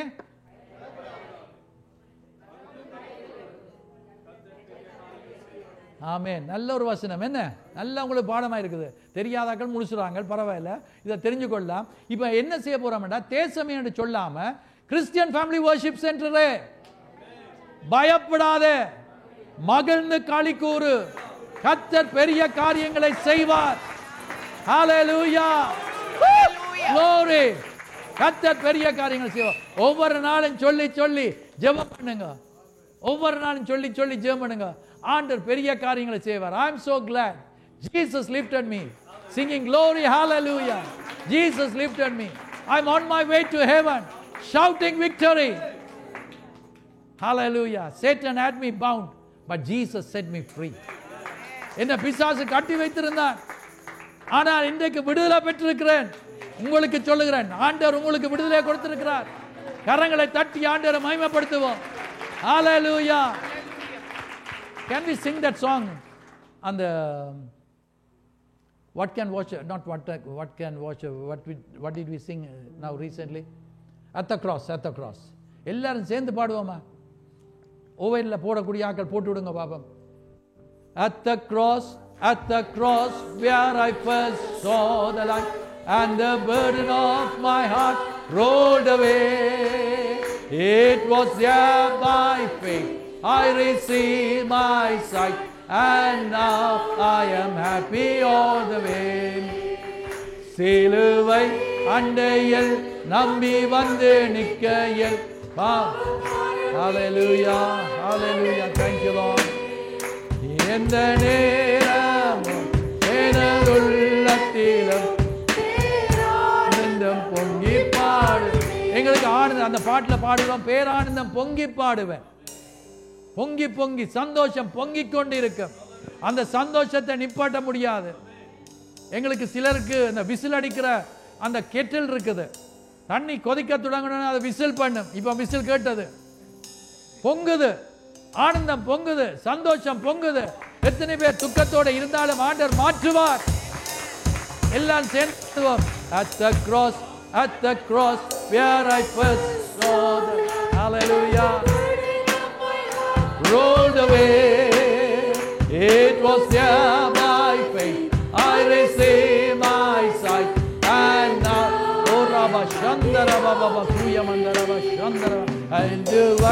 அண்டையில் நம்பி வந்து நிற்கையில் பாவப்பாரம் நீங்கி வாடைந்தேன். எந்த நேரமும் எனதுள்ளத்திலும் இந்த காலவேளையில வார்த்தையை கேட்டு ஆண்டவர் எனக்கு விடுதலையை தருவாரா என்று கேட்டவர்களுக்கு ஆண்டவர் நிச்சயமாகவே ஆம், நான் இப்பொழுது நீ விசுவாசித்தாய் விடுதலையை தருவேன் என்று சொல்லுகிறவர் இந்த நேரத்தில் அதிசயங்களை நடப்பிப்பார், அற்புதங்களை செய்வார். தீராத வியாதிகள் மறந்து போம். ஆண்டவரால கூடாத காரியம் ஒன்றும் இல்லை. பாவ பழக்கத்திலிருந்து விடுதலை பெற்றுக்கொள்ளக்கூடியதா கர்த்தர் செய்வார். உங்களோட வீட்டில் அங்கே ஒரு தீபம் பற்றி எரிய ஆரம்பிக்கும். அது கர்த்தருடைய வெளிச்சம். உங்களுடைய வீட்டில் ஜெபமும் வேத படிப்பும் இருக்கும். குடும்பமாக சேர்ந்து ஜெபம் பண்ணுங்கள், தம்பதிகளாக ஜெபம் பண்ணுங்கள், தனிப்பட்டு ஜெபம் பண்ணுங்கள். கர்த்தர் பெரிய காரியங்களை செய்வார். கர்த்தர் பெரிய காரியங்களை செய்வார். ஹல்லேலூயா, ஹல்லேலூயா. ஒரு வாலிப தம்பதிகள் என்னோடு கதைக்கும் வழியில் சொன்னார்கள், ஒரு நாள் திடீரென்று சொல்லி ஆர்கியூமெண்ட் வந்துட்டு தான், வாக்குவாதம் வந்துட்டு தான். ரெண்டு பேரும் வாக்குவாதம் பண்ணி கொண்டிருக்கும் வழியில் அந்த புருஷனுக்கு திடீரென்று புத்தி தெளிஞ்சு அவர் சொன்னாராம், வா ஜெபம் பண்ணுவோம் வேண்டாராம். எப்படி இருக்கேன் உனக்கு என்ன அது இது பிரச்சனை படுற நேரம் ஜெபம் பண்ணுவோண்டா ஜெபம் வருமா? அவர் ஜெபம் பண்ணாராம். ரெண்டு பேரும் ஒருவர்கிட்ட ஒருவர் மன்னிப்பு கேட்டாங்களாம். பாருங்க, கர்த்தர் செய்கிற காரியம். இதை ஒரு சாட்சியாக தான் சொல்கிறேன். கர்த்தர் இந்த காரியங்களை நடப்பிப்பார்.